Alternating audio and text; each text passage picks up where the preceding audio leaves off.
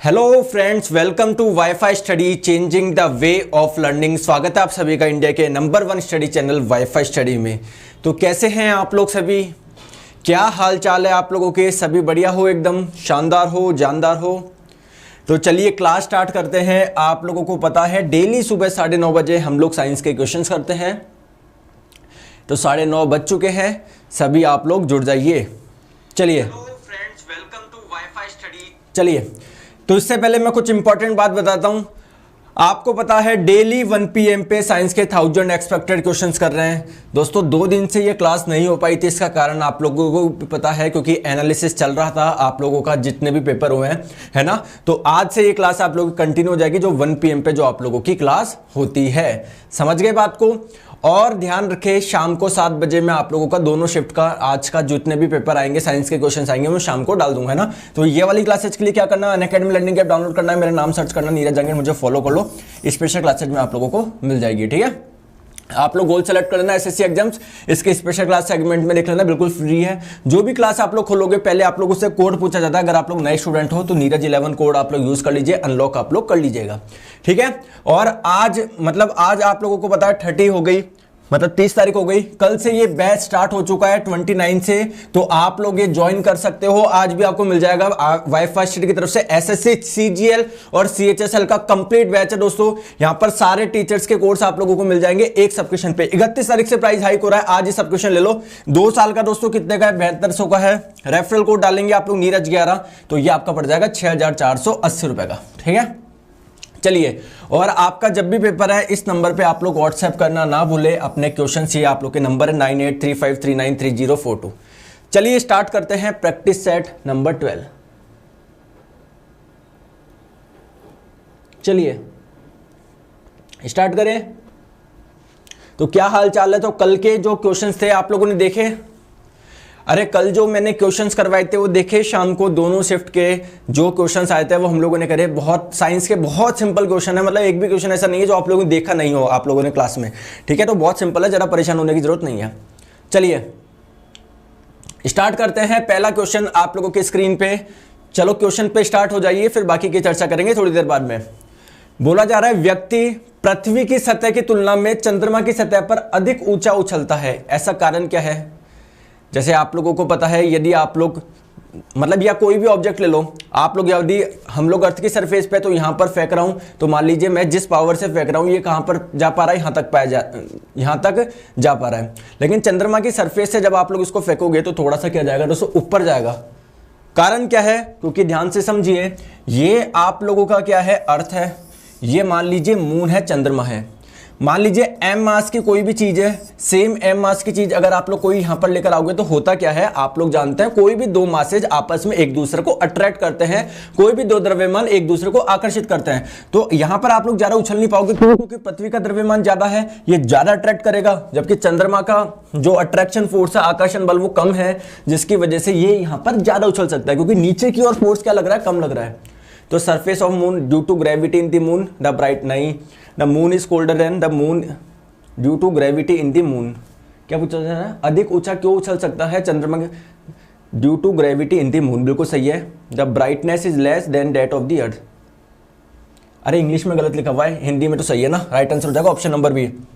चंद्रमा में गुरुत्वाकर्षण के कारण त्वरण पृथ्वी की तुलना में कम होता है। बिल्कुल सही बात है, क्योंकि आप लोगों को पता है कोई भी व्यक्ति नीचे ऊपर उछलेगा, लेकिन नीचे की ओर तो एक फोर्स लग रहा है, जिसको हम लोग बोलते हैं इसका वेट, यानी mg। तो जो g का मान है, गुरुत्व त्वरण का मान है, वो क्या है, चंद्रमा की सरफेस पे कम है, पृथ्वी की सरफेस पे ज्यादा है, जिसकी वजह से यहां पर जो नीचे की ओर फोर्स लग रहा है वो कम लग रहा है। तो इसको इंग्लिश में सही कर लेंगे, due to gravity in the moon, है ना। मतलब मैं लिख देता हूं ग्रेविटेशनल एक्सेलरेशन जो मून पे है वो पृथ्वी के कंपैरिजन में, अर्थ के कंपैरिजन में कम है, दैट्स व्हाई। नेक्स्ट क्वेश्चन आप लोगों की स्क्रीन पे। 4 बजे वाली क्लास अपनी होगी? बिल्कुल होगी, अपन आज डिस्कस करेंगे 1 बजे वाली क्लास में, एक बहुत कुछ नया उसमें करेंगे, टेंशन मत लो आप। Rn किस तत्व का रासायनिक चिन्ह है? जो Rn है, कौन सा केमिकल एलिमेंट है जिसका सिंबल है Rn? 4 ऑप्शंस आप लोगों को दिए हुए हैं, सभी एक जैसे लग रहे हैं ये तो राइट आंसर आपका हो जाएगा option number B, radon. Radon क्या है? आप लोग की इनर्ट गैस है। आप लोग सभी जानते हो पीरियोडिक टेबल में जो 18 नंबर का ग्रुप है, helium, neon, argon, krypton, xenon, radon, ये सभी की सभी क्या है? इनर्ट गैस है। तो आप लोग देख सकते हो रेडॉन का जो सिंबल होता है वो Rn होता है, ठीक है, जिसका एटॉमिक नंबर क्या होता है? 86 होता है। 86 इसका एटॉमिक नंबर हो जाएगा। तो राइट आंसर आपका हो जाएगा ऑप्शन नंबर बी। चलिए आगे,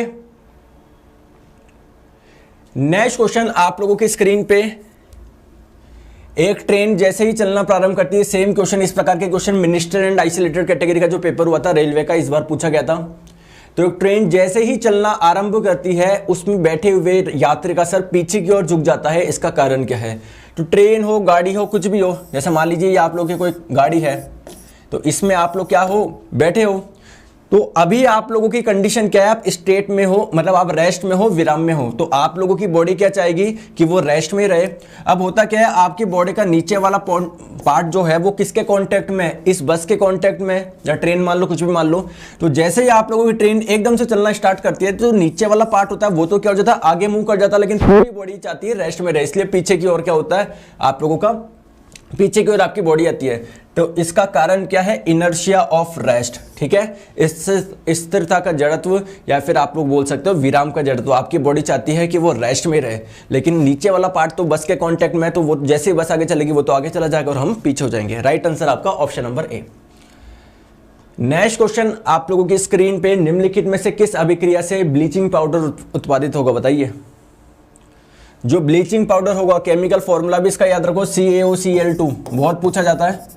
तो ब्लीचिंग पाउडर का आप लोगों को बताना है किस प्रकार इसका निर्माण होगा। बताइए, क्वेश्चन आपकी स्क्रीन पे है, बताइए जल्दी से।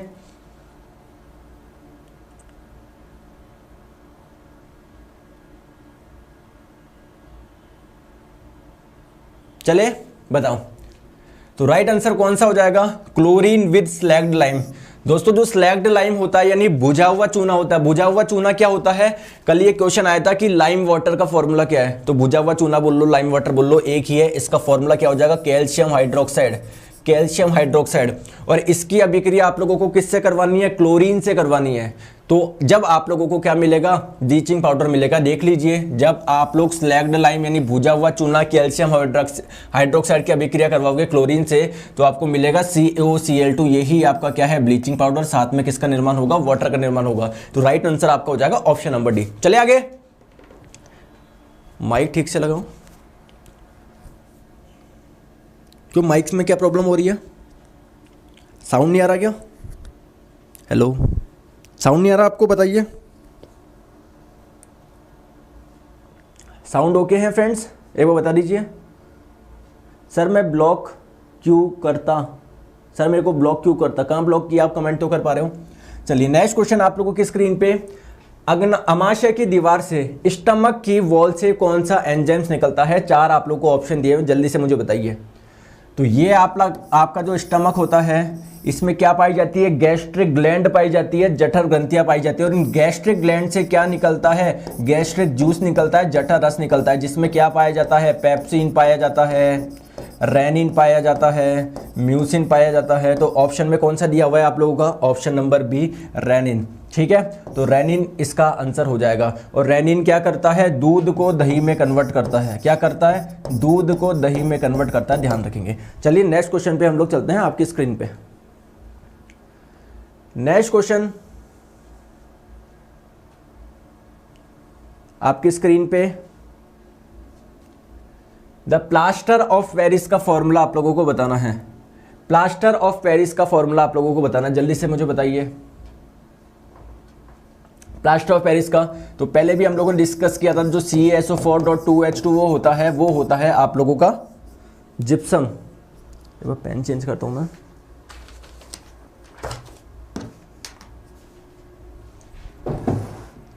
चलिए, तो CaSO4.2H2O ये होता है आपका जिप्सम। जब आप लोग इसका निर्जलीकरण करोगे, इसको जब बहुत ज्यादा हीट करोगे, तो इससे क्या निकल जाता है? इसका निर्जलीकरण हो जाता है, डिहाइड्रेशन हो जाता है, और ये किस में कन्वर्ट हो जाता है? CaSO4.12H2O। और इसी को हम लोग क्या बोलते हैं? प्लास्टर ऑफ पेरिस बोलते हैं। तो राइट आंसर आपका हो जाएगा ऑप्शन नंबर सी। चले आगे, चलिए नेक्स्ट क्वेश्चन आप लोगों की स्क्रीन पे। तो ये क्वेश्चन आप लोगों से पूछा गया, एपीकल्चर किससे रिलेटेड है? तो देखिए क्वेश्चन आप लोगों से अभी पूछा गया था, अभी रेलवे के शायद 28 को पूछा गया था, उसमें पूछा गया था सेरिकल्चर, समझ रहे हो। अब आप लोगों से इस क्वेश्चन में पूछा गया एपीकल्चर किससे संबंधित है, तो सेरिकल्चर भी पूछा जा सकता है, पीसीकल्चर भी पूछा जा सकता है, एपीकल्चर भी पूछा जा सकता है। तो सभी का ध्यान रखिए दोस्तों। अगर हम लोग बात करें एपीकल्चर तो ये मधुमक्खी पालन से रिलेटेड हो जाएगा। रेशम के कीड़े पालन को हम लोग क्या बोलते हैं, सेरिकल्चर बोलते हैं। ये वाला क्वेश्चन आप लोगों से पूछा गया था। और जो आपका मछली का पालन हो जाएगा ये आपका हो जाएगा पीसीकल्चर। तो तीनों आप लोग याद रखिए दोस्तों, ठीक है, बहुत इंपॉर्टेंट है। तो राइट आंसर आपका कौन सा हो जाएगा, एपीकल्चर, मधुमक्खी पालन, राइट आंसर ऑप्शन नंबर ए। चलिए आगे चलते हैं। नेक्स्ट क्वेश्चन आप लोगों की स्क्रीन पे बताइए। इलेक्ट्रिकल इंटेंसिटी की यूनिट बतानी है, विद्युत तीव्रता का मात्रक बताना है, जल्दी से बताइए। इलेक्ट्रिकल इंटेंसिटी की यूनिट बताइए, मात्रक बताइए। तो होता क्या है इलेक्ट्रिकल इंटेंसिटी, होता क्या है, देखिए आप लोग सभी जानते हैं, जैसे मान लीजिए कोई चार्ज है, कोई आवेश है, तो कोई भी दो चार्ज आपस में एक दूसरे को या तो अट्रैक्ट करते हैं या रिपेल करते हैं। तो आप लोग जानते हैं जब अनलाइक चार्जेस होते हैं, असमान आवेश होते हैं, जैसे एक पॉजिटिव है एक नेगेटिव, तो दोनों आपस में एक दूसरे को अट्रैक्ट करेंगे। अगर सेम चार्ज है, पॉजिटिव पॉजिटिव है, तो इसको रिपेल होंगे, इनके बीच में रिपल्शन होगा। नेगेटिव नेगेटिव चार्ज है तो रिपल्शन होगा। और आप लोगों को पता है दो चार्ज के बीच में जो लगने वाला फोर्स होता है वो क्या होता है आप लोगों का, Q1 Q2 अपॉन R²। अब देखो ध्यान से समझो। अब जैसे मान लीजिए ये कोई एक पॉजिटिव चार्ज है, ये मान लीजिए आपने इसको छुपा के रखा है कहीं पर, अगर कोई भी दूसरा चार्ज आता है तो वो एक फोर्स का एक्सपीरियंस करेगा क्या, क्योंकि इसको नहीं पता इसके चारों ओर कौन है, लेकिन ये इसको रिपेल करेगा क्या। तो किसी भी चार्ज के कारण उसके आसपास में क्या होता है, फोर्स लगता है, इसको हम लोग बोलते हैं इलेक्ट्रिक फील्ड। मतलब कोई भी अगर आपका चार्ज आएगा तो वो एक फोर्स का एक्सपीरियंस करेगा। और इलेक्ट्रिक फील्ड का जो फॉर्मूला होता है वो होता है force upon charge, force upon charge. समझ में आ गए। तो फोर्स की यूनिट क्या होती है, न्यूटन होती है। चार्ज की क्या होती है, कुलम्ब होती है। तो न्यूटन अपॉन कुलम्ब क्या आ जाएगा, इसकी यूनिट आ जाएगी, इसका मात्रक आ जाएगा। राइट आंसर आपका हो जाएगा ऑप्शन नंबर ए। चलिए आगे दोस्तों, चलिए तो राइट आंसर आपका हो जाएगा ऑप्शन नंबर ए। चलिए नेक्स्ट क्वेश्चन आप लोगों की स्क्रीन पे जल्दी से बताइए, सिंपल क्वेश्चन है, जल्दी से बताएंगे। What is the chemical name of quicklime. Quicklime जो है बिना भुजा हुआ चूना है, उसका रासायनिक नाम बताना है आप लोगों को। चार ऑप्शन दिए हुए हैं। तो बिना भुजा हुआ चूना क्या होता है आप लोगों का, कैल्शियम ऑक्साइड होता है। तो राइट आंसर कौन सा हो जाएगा, ऑप्शन नंबर सी हो जाएगा। और जब आप लोग इसमें H2O डालोगे, जल डालोगे, तो ये किस में कन्वर्ट हो जाएगा, कैल्शियम हाइड्रोक्साइड। और इसी को हम लोग बोलते हैं स्लैग्ड लाइम, यानी भुजा हुआ चूना, इसी को बोला जाता है भुजा हुआ चूना। और ये कौन सा हो जाएगा, ये बिना भुजा हुआ चूना, ये बिना भुजा हुआ चूना हो जाएगा। ठीक है, तो दोनों याद रखिए, बहुत इंपॉर्टेंट है। तो आपसे बिना भुजा हुआ का पूछा गया था, तो राइट आंसर हो जाएगा calcium oxide, option number C. चलिए आगे, चलिए सभी के आंसर्स आ रहे हैं। तो देखिए एक पूरी की पूरी साइकिल आप लोग समझिए। ये साइकिल मैंने आप लोगों को पहले भी बताई थी, यहां पर भी बताता हूं। कैल्शियम ऑक्साइड है आप लोगों का, इसको जब आप लोग इसमें जल डालोगे तो किस में कन्वर्ट होगा, कैल्शियम हाइड्रोक्साइड होगा। अब दोस्तों आप लोगों से पूछा जाता है चूने के पानी का रंग दुधिया किस वजह से हो जाता है। तो ये आपका जो चूने का पानी है ना, ये आप लोग का जो भुजा हुआ चूना है, चूने का पानी बोल लीजिए। जब आप लोग इसमें कार्बन डाइऑक्साइड डालते हो तो किसका निर्माण हो जाता है, कैल्शियम कार्बोनेट का निर्माण हो जाता है। और इसी की वजह से इसका रंग क्या हो जाता है, दुधिया हो जाता है, सफेद रंग हो जाता है, ध्यान रखेंगे। ठीक है, चलते हैं आगे नेक्स्ट क्वेश्चन पे। नेक्स्ट क्वेश्चन आप लोगों की स्क्रीन पे बताइए, कौन सा प्रोटीन है जो नाखूनों में पाया जाता है। नाखूनों में कौन सा प्रोटीन पाया जाता है, नाखून में, और ये बाल में भी पाया जाता है, हेयर्स में भी पाया जाता है, और जो जानवर होते हैं उनके सींग में, हॉर्न्स में, खुर्रों में भी पाया जाता है। कौन सा हो जाएगा, राइट आंसर आपका हो जाएगा option number B, keratin protein. ठीक है, राइट आंसर हो जाएगा ऑप्शन नंबर बी, केराटिन। चलिए आगे चलते हैं नेक्स्ट क्वेश्चन पे। नेक्स्ट क्वेश्चन आप लोगों की स्क्रीन पे आंसर आप लोग बताएंगे। निम्नलिखित में से कौन सा मानव में एक बॉल तथा सॉकेट जॉइंट का उदाहरण है। बॉल एंड सॉकेट जॉइंट का एग्जांपल कौन सा है। तो सबसे पहले समझते हैं बॉल एंड सॉकेट जॉइंट होता कौन सा है। जैसे आप लोगों को पता है, देखिए यहां पर हड्डी है, यहां पर हड्डी है, तो ये भी तो एक जॉइंट होगा, यहां पर भी तो एक जॉइंट का फॉर्मेशन हो रहा है। तो इस जॉइंट को बोलते हैं हिंज जॉइंट। लेकिन आप लोगों से पूछा जा रहा है बॉल और सॉकेट जॉइंट। देखिए बॉल और सॉकेट जॉइंट क्या होगा कि मतलब जिसमें कोई हड्डी फंसी हुई होगी, ऐसा जॉइंट जैसे मान लीजिए आप लोगों का ये वाला पार्ट है, ठीक है, तो इसमें आपका पूरा का पूरा पैर फंसा हुआ है, समझ रहे हो बात को। जैसे ये वाला आप लोग का जॉइंट है, इसमें पूरा का पूरा हाथ फंसा हुआ है, तो ये आपका हो जाएगा दोस्तों hip joint, option number B. ये आप लोग का कौन सा हो जाएगा, बॉल एंड सॉकेट का, तो ये आप लोग का हो जाएगा बॉल एंड सॉकेट जॉइंट का एग्जांपल, क्योंकि इसमें पूरा का पूरा आपका पैर फंसा हुआ है, ठीक है, ये वाला, इसको हिप जॉइंट हम लोग बोलते हैं। तो राइट आंसर आपको हो जाएगा option number B. Next question, मानव की लाल रुधिर कणिकाएं जो आरबीसी होती है, ठीक है, इनकी आयु आप लोगों को बतानी कितने दिन होती है। बिल्कुल सिंपल क्वेश्चन है, 120 डेज होती है।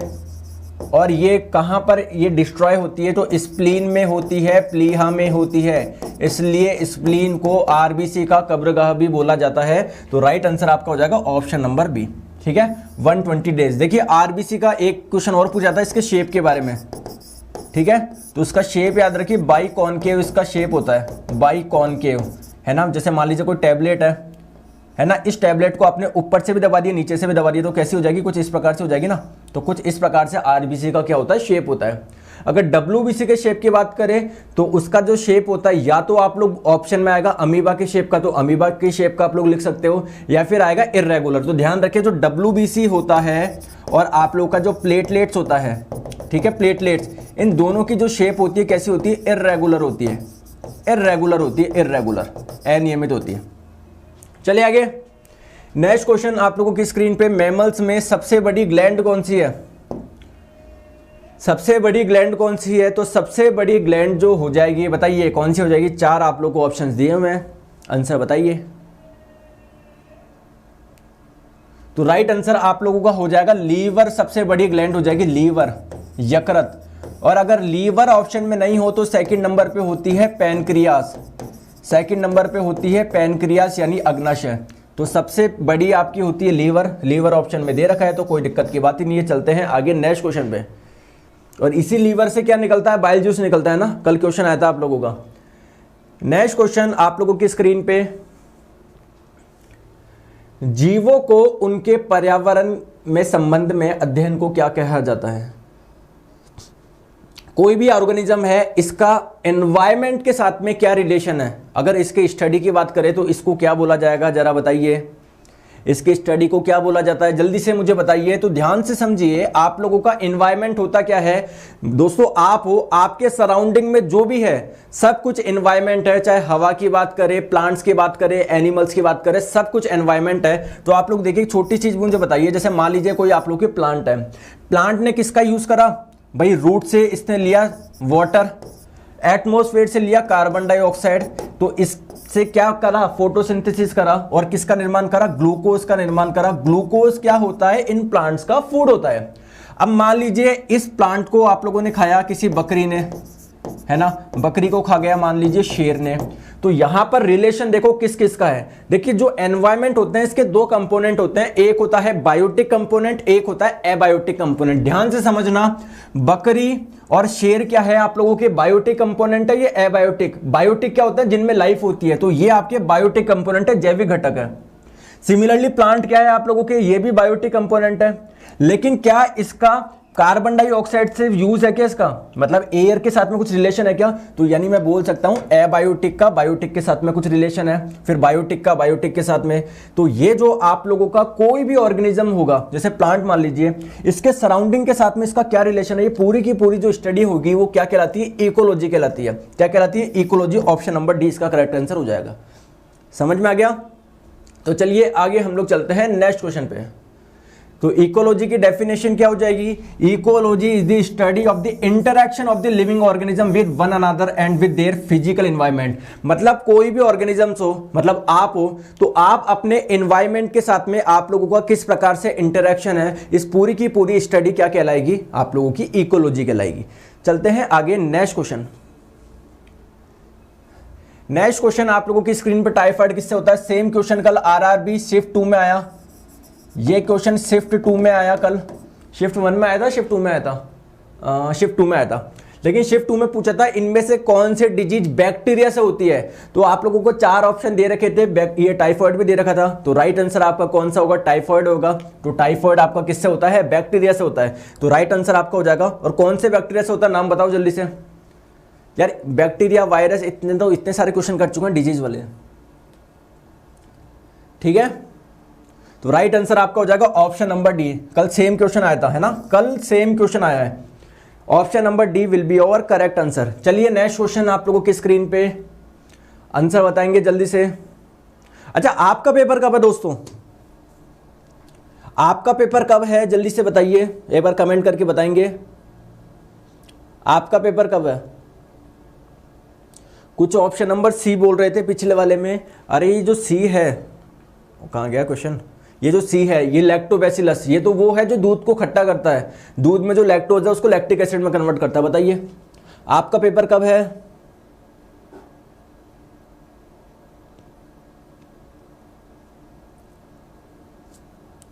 शिफ्ट और डेट बताइए अपनी। May be next phase, okay. अच्छा 10 को है, 11 को है, मेरा 11 को है, चलिए क्या बात है, बहुत बढ़िया। चलो आ जाओ। तो हाइड्रोलिक प्रेस में किसका उपयोग होता है, देखिए मैंने कल ही आपको बताया था, हाइड्रोलिक जैक हो, हाइड्रोलिक प्रेस हो, हाइड्रोलिक ब्रेक हो, इन सभी में किसका यूज होता है, पास्कल का लॉ का यूज होता है। राइट आंसर आपका हो जाएगा ऑप्शन नंबर ए, ठीक है, ऑप्शन नंबर ए, पास्कल का नियम। नेक्स्ट क्वेश्चन आप लोग के स्क्रीन पे, ये क्वेश्चन बहुत अच्छा है एंड आई एम श्योर आप लोग बहुत जने इसका गलत आंसर देंगे। एक परमाणु के अंदर एक इलेक्ट्रॉन की संपूर्ण ऊर्जा होती है।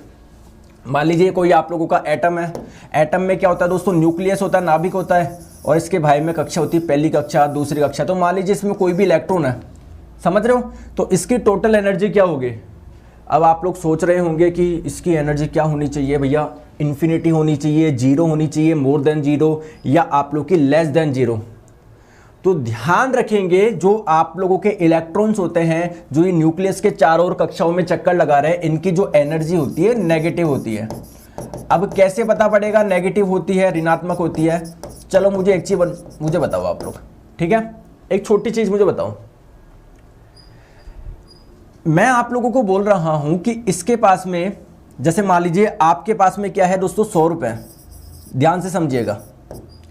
एक व्यक्ति है जिसके पास में कितने रुपए हैं, 0 रुपए, ध्यान समझना। अब ये है व्यक्ति नंबर ए, ये है व्यक्ति नंबर बी, समझ रहे हो बात को।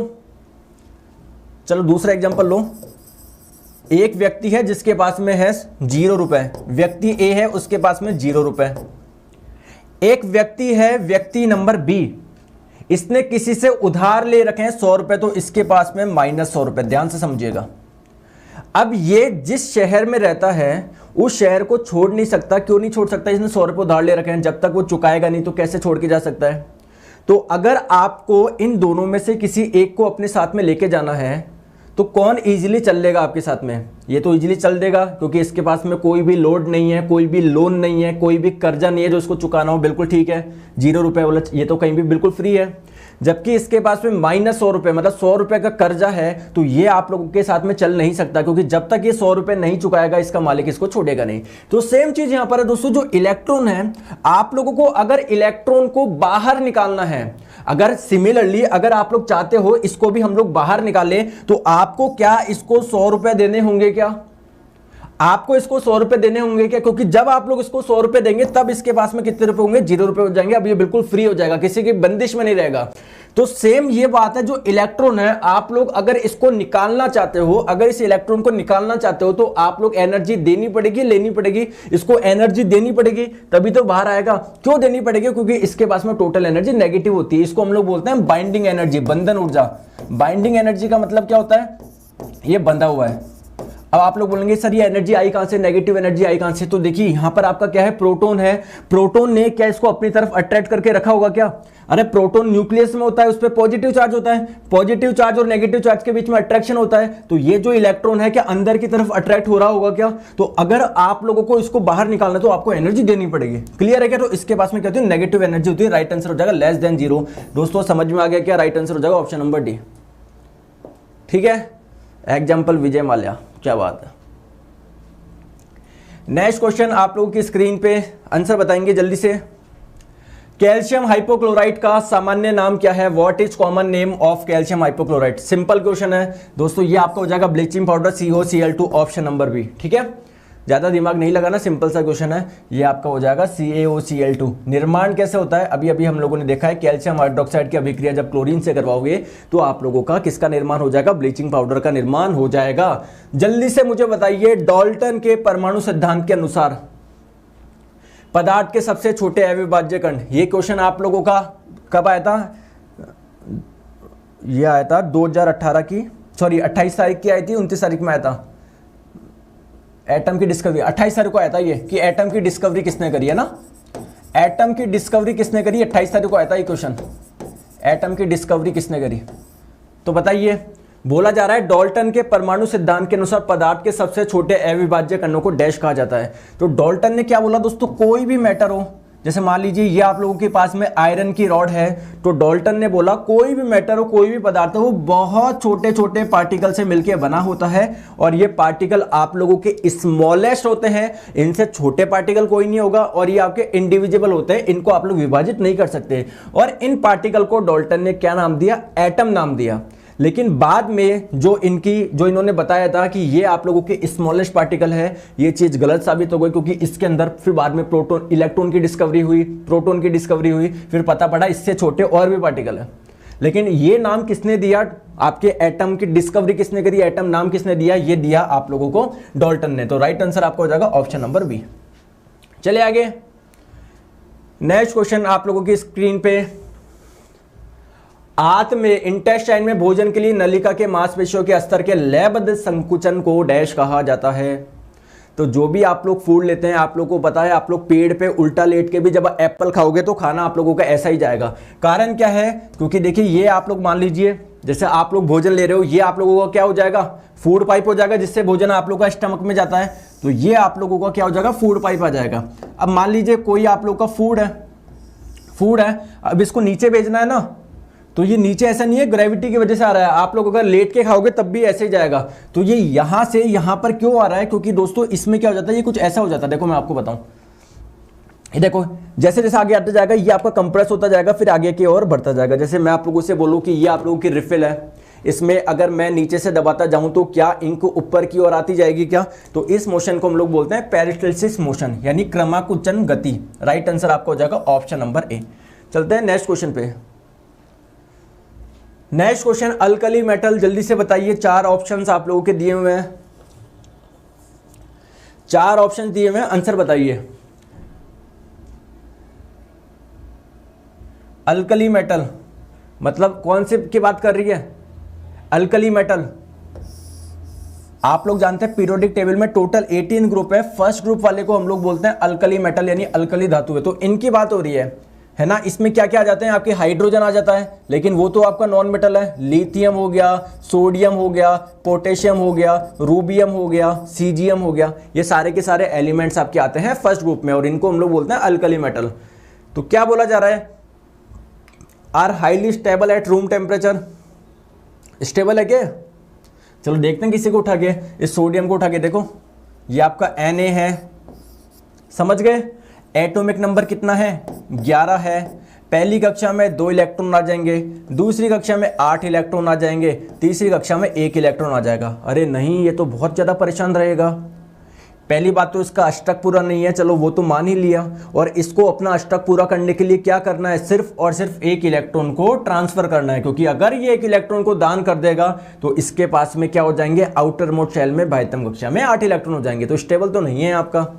इवेपोरेट एट रूम टेम्परेचर, नहीं, ऐसा भी कुछ नहीं है। इजीली गेट इलेक्ट्रॉन, इलेक्ट्रॉन को इजीली गेट कर लेगा क्या? प्राप्त कर लेगा क्या? नहीं, ये तो इलेक्ट्रॉन को डोनेट करेगा। इलेक्ट्रॉन प्राप्त करने का तो सवाल ही नहीं उठता। लॉसेज इलेक्ट्रॉन इजीली, इलेक्ट्रॉन को इजीली लॉसेज कर देगा। चाहे आपका देखिए सोडियम की बात करें, चाहे लिथियम की बात करें, देखिए लिथियम इसका क्या हो जाएगा? 2,1। ये भी चाहता है कि इसका 1 इलेक्ट्रॉन चल जाए, जिससे पहली वाली कक्षा की कैपेसिटी 2 इलेक्ट्रॉन की होती है और 2 ही आपस में रह जाएंगे, कक्षा भरी हो जाएगी। नेक्स्ट हम लोग बात करते हैं पोटेशियम की, 19, इसका क्या होता है? 2,8,8,1। तो ये सभी क्या कर देंगे? इलेक्ट्रॉन डोनर होते हैं। तो राइट आंसर आपका हो जाएगा ऑप्शन नंबर डी। चले आगे, चले आगे। नेक्स्ट क्वेश्चन आप लोगों की स्क्रीन पे, density of water is maximum at. पानी का घनत्व डैश पर अधिकतम होता है, जल्दी से बताइए। पानी का घनत्व, और दोस्तों दोनों शिफ्ट का एनालिसिस मैं शाम को एक साथ करूंगा, ठीक है।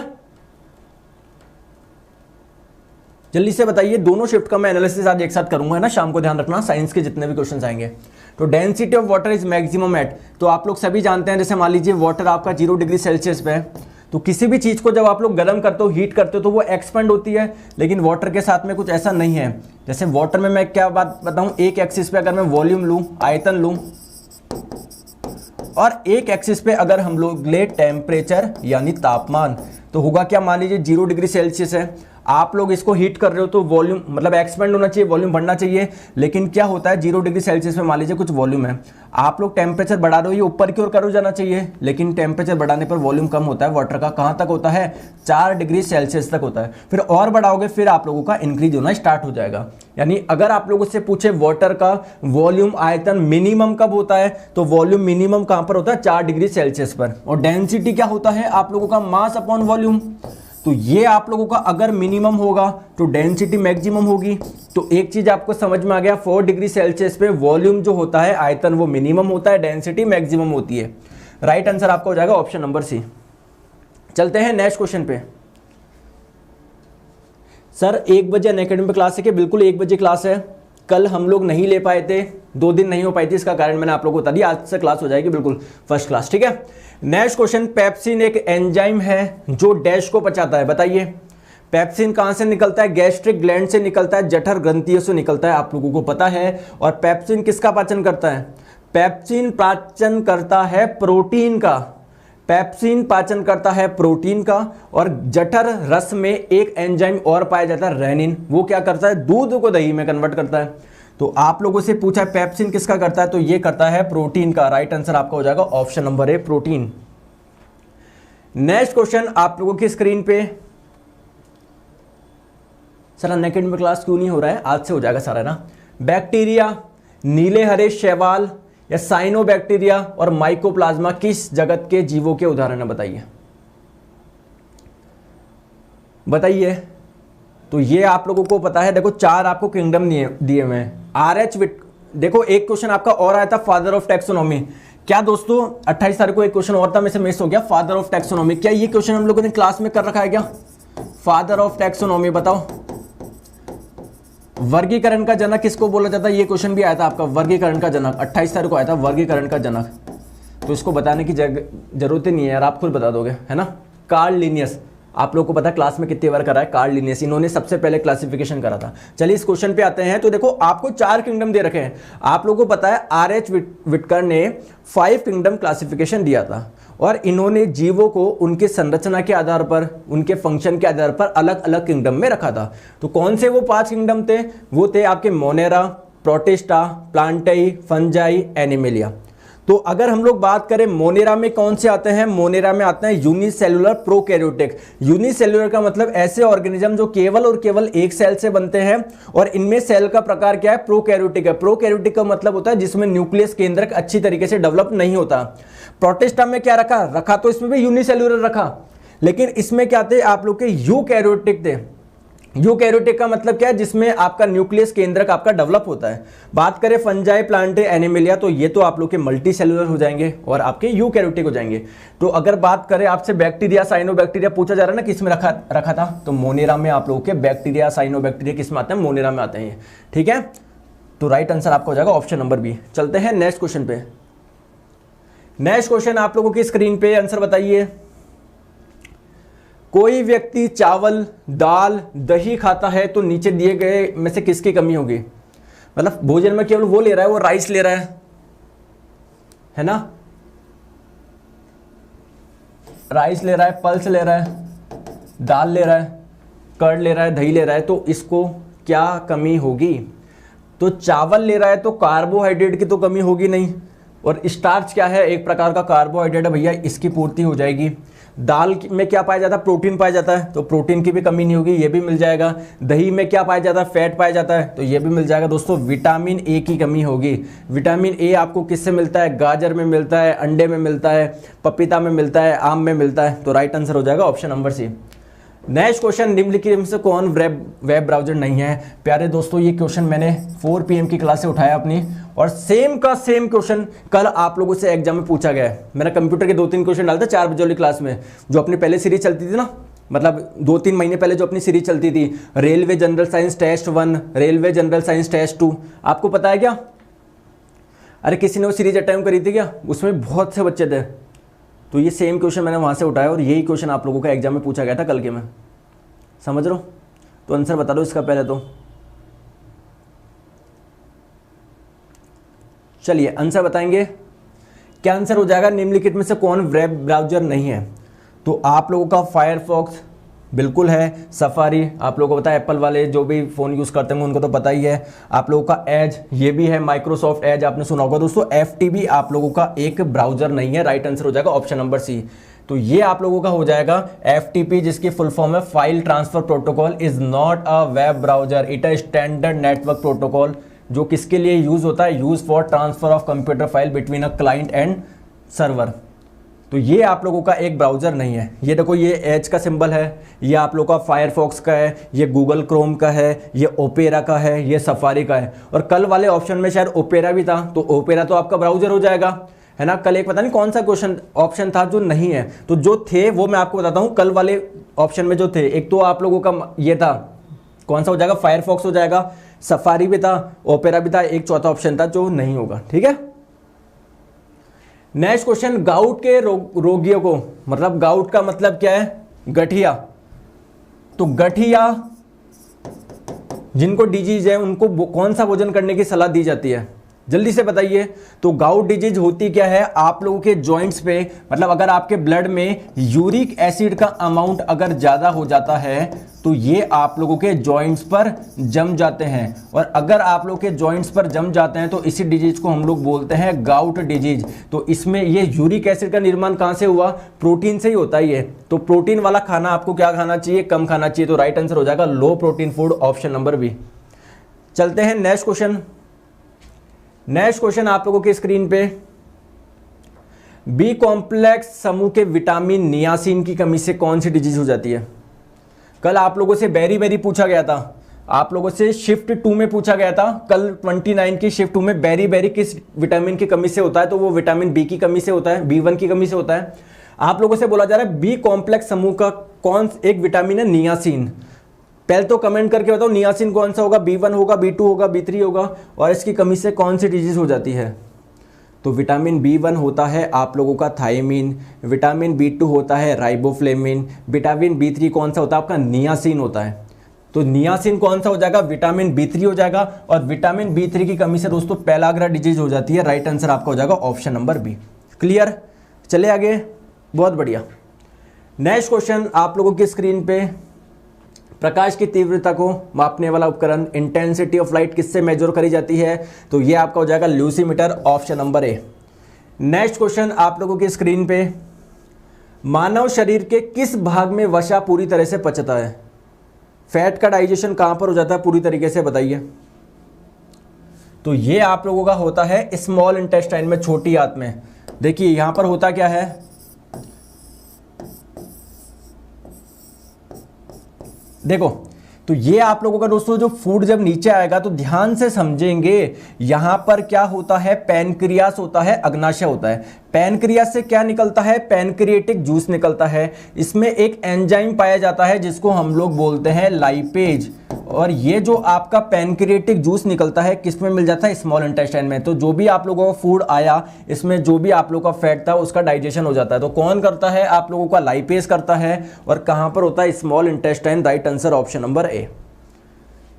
नेक्स्ट क्वेश्चन, निम्नलिखित में से कौन सा तत्व मेटेलॉइड है? इनमें से कौन सा मेटेलॉइड है? मेटेलॉइड का मतलब होता है इनमें से कौन सा उपधातु है, जरा बताइए। मेटेलॉइड क्या होते हैं? जिनमें मेटल की भी प्रॉपर्टी होती है, नॉन मेटल की भी प्रॉपर्टी होती है, बताइए। 4 आप लोगों को ऑप्शन दिए मैं, आंसर बताएंगे। सर न्यूमेरिकल नहीं आ रहे क्या? कल एक न्यूमेरिकल आया था, बहुत बेसिक आया था, हम लोग सभी न्यूमेरिकल कर चुके हैं, शायद 3rd क्लास में हम लोगों ने कर लिया था। कल न्यूमेरिकल आया था, 1/4 ओम के 4 रजिस्टेंस थे, 1/4 ओम के 4 रजिस्टेंस थे। तो आप लोगों इसको इस प्रकार से जोड़ना है कि आप मैक्सिमम रजिस्टेंस आपको मिले, अधिकतम प्रतिरोध मिले। तो वो मैक्सिमम रजिस्टेंस होगा क्या? तो अगर आप लोगों को 4 रेजिस्टेंस है, सभी 1/4 ओम के हैं, तो अगर आपको इनको जोड़ना है तो ऑब्वियसली बात है किस में जोड़ोगे आप लोग, सीरीज में जोड़ोगे। सीरीज में जोड़ने पर क्या हो जाता है, सिंपली आप लोग का ऐड हो जाता है R1 + R2 + R3 + R4, समझ रहे हो। तो 1/4 + 1/4 + 1/4 + 1/4 क्या हो जाएगा, 1 ओम हो जाएगा। चलिए इस पे आंसर आता है मेटलोइड। देखिए आप लोग के मेटलोइड कहां पर होता है, मेटलोइड यहां पर होते हैं। ये बोरोन हो गया, सिलिकॉन हो गया, जर्मेनियम, आर्सेनिक, ऐसे जिग-जैग लाइन याद है क्या। तो ये बोरोन हो गया, सिलिकॉन, जर्मेनियम, आर्सेनिक, के सारे दोस्तों क्या होते हैं, आपके मेटलोइड होते हैं। इनकी प्रॉपर्टी मेटल की जैसे भी होती है, नॉन मेटल की जैसे भी। तो राइट आंसर कौन सा हो जाएगा, सिलिकॉन हो जाएगा, ऑप्शन नंबर सी। ठीक है, चलते हैं आगे नेक्स्ट क्वेश्चन पे। ठीक है, तो right answer option number C, silicon. Dash मतलब आप लोगों से पूछा जाए कोई एक एसिड है जो पके हुए केले में होता है, पके हुए केले में कौन सा एसिड होता है, तो ये आपका हो जाएगा दोस्तों right answer malic acid, option number C. ठीक है, कौन सा होता है, मैलिक एसिड होता है पके हुए केले में। इसके अलावा थोड़ा सिट्रिक एसिड और ऑक्जेलिक एसिड भी पाया जाता है। तो मैलिक एसिड का अगर फॉर्मूला पूछा जाए तो C4H6O5 इसका फॉर्मूला हो जाएगा, ध्यान रखेंगे। चलते हैं नेक्स्ट क्वेश्चन, आप लोगों की स्क्रीन पे बताएंगे। आंखों में आंसू, मतलब जो आंसू आते हैं आंखों में, तो ये कौन सी ग्लैंड से निकलते हैं, ये आंसू जो है आप लोगों की कौन सी ग्लैंड से निकलते हैं, जल्दी से मुझे बताइए। ये निकलते हैं लैक्रिमल ग्लैंड से, लैक्रिमल ग्लैंड से। राइट आंसर आपका हो जाएगा ऑप्शन नंबर ए, लैक्रिमल ग्रंथि। और जो आप लोगों की टीयर गैस छोड़ी जाती है ना, टीयर गैस, इसमें आपकी आंखों में आंसू आ जाता है। तो इस टीयर गैस से क्या हो जाती है, आपकी लैक्रिमल ग्लैंड जो होती है वो एक्टिवेट हो जाती है और आपके बहुत ज्यादा क्या आते हैं, आंसू आते हैं। चलिए नेक्स्ट क्वेश्चन आप लोगों की स्क्रीन पे, रेशम कीट पालन को क्या कहा जाता है, बताओ मुझे। ये क्वेश्चन आपका आया था, इसलिए मैं बोलता हूँ प्रीवियस ईयर क्वेश्चन करा करो, प्रीवियस ईयर क्वेश्चन बहुत इंपॉर्टेंट होता है ना। देखो ये सेम क्वेश्चन आया था आप लोगों का, मतलब क्वेश्चन घुमा के आया था। क्वेश्चन में शायद पूछा गया था सेरिकल्चर क्या होता है, तो रेशम कीट पालन को हम लोग क्या बोलते हैं, सेरिकल्चर बोलते हैं। राइट आंसर आपका हो जाएगा ऑप्शन नंबर सी। तो ये आप लोग के बाकी के क्या है ये भी समझ लो। तो बाकी तो आप लोग जानते हो, एपीकल्चर मैंने आपको बताया, मधुमक्खी पालन। आपका हॉर्टिकल्चर क्या होता है दोस्तों, ये होता है आप लोगों का study of fruit and flower, यानी फल एवं फूलों का अध्ययन क्या कहलाता है, हॉर्टिकल्चर कहलाता है। सेरिकल्चर मैंने आपको बता ही दिया, रेशम के कीड़ों का पालन। आपका फ्लोरिकल्चर क्या हो जाएगा, स्टडी ऑफ फ्लावर्स। ठीक है, तो चलते हैं आप लोगों के इस क्वेश्चन का आंसर हो जाएगा option number C. Next question आप लोगों की स्क्रीन पे आंसर आप लोग बताएंगे, आंसर बताएंगे। परमाणु संरचना के बारे में निम्नलिखित में से कौन सा कथन सही है, बताइए। Which of the following is true. Atomic structure के बारे में आप लोग क्या बोलना चाहोगे, क्या चीज सही है। 4 ऑप्शन दिए हुए हैं, आराम से सोचिए समझिए, आंसर बताइए।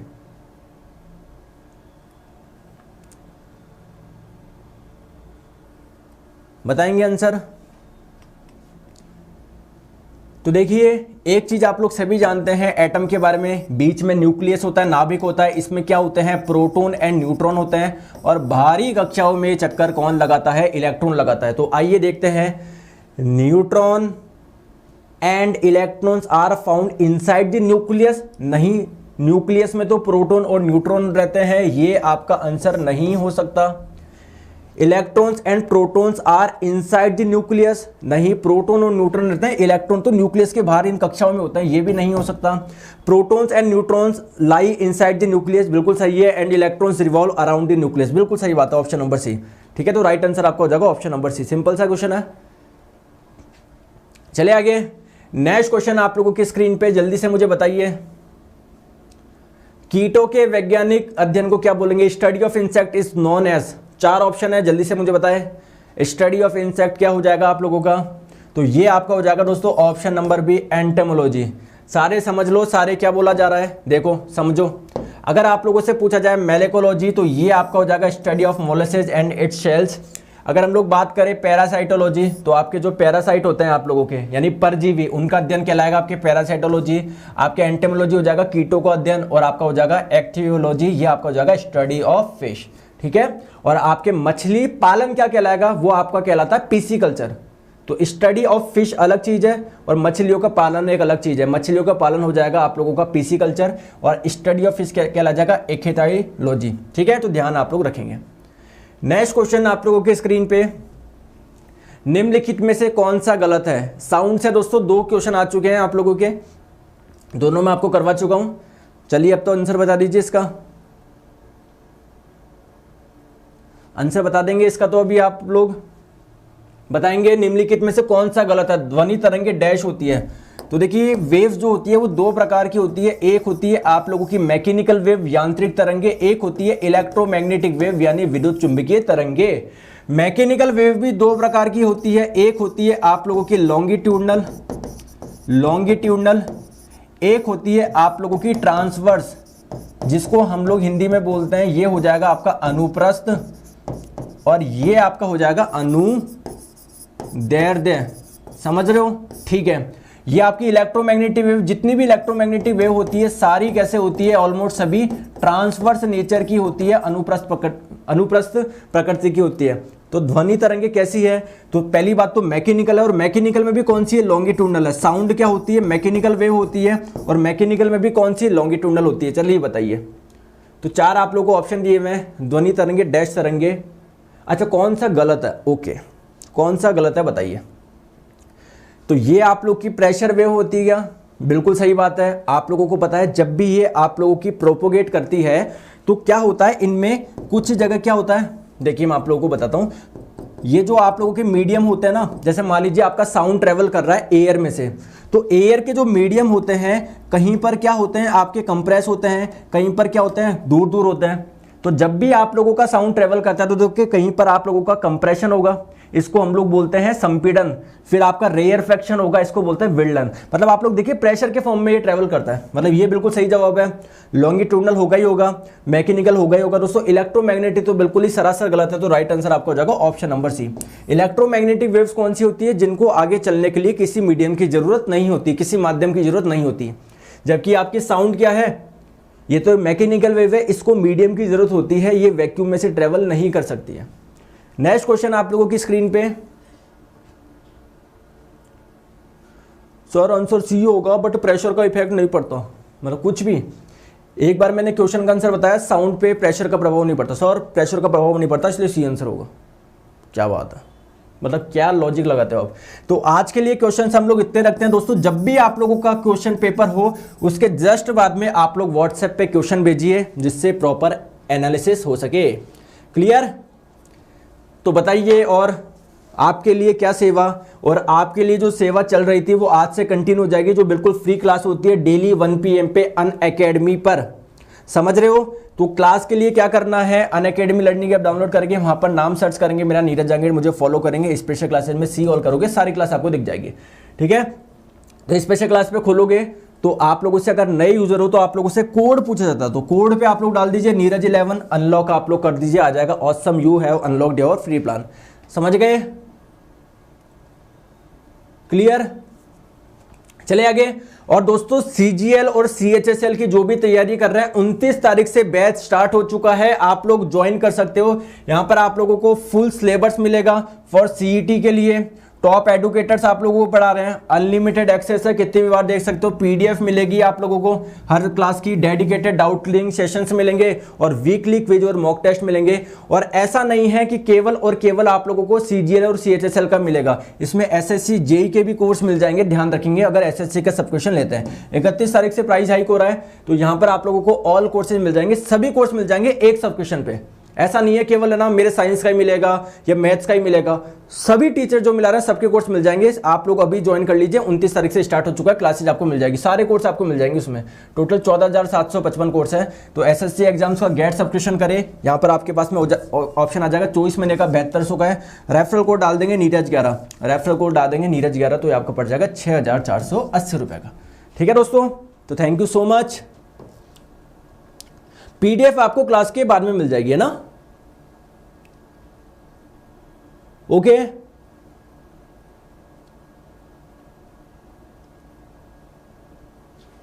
हाँ, ग्रुप डी में भी ऐसे क्वेश्चन आते हैं। अरे NTPC ग्रुप डी की साइंस कोई अलग थोड़ी है सर। एनालिसिस का टाइम क्या रहेगा? मैं शाम को 7 बजे डाल दूंगा मैं। जैसे मान लीजिए आप लोग का हो सकता है फर्स्ट शिफ्ट का मैं अलग से वीडियो बना दूं, लेकिन मैं सोच रहा हूँ दोनों शिफ्ट के एक में वीडियो डाल दूं। क्यों आपको परेशान करना यार, एक घंटा खींचना, आप लोगों का टाइम बहुत कीमती है।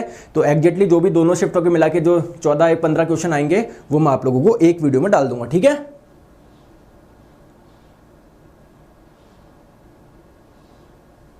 ओके।